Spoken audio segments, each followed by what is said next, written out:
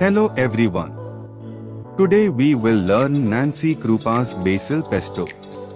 Ingredients: 2 cups fresh basil, 2/4 cup fresh parsley, spinach, kale or Swiss chard, 1/4 cup toasted walnuts or cashews, 4 large cloves toasted garlic, 3/4 cup grated Parmesan cheese, 8 tablespoons extra virgin olive oil.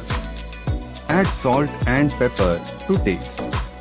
Place all ingredients except cheese in a food processor and process until smooth. Transfer mixture to a small bowl and stir in cheese.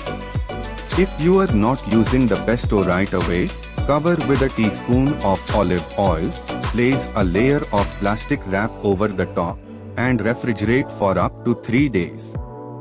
Alternatively, freeze the pesto in small jars to use throughout the year. Thanks for watching and enjoy your pesto.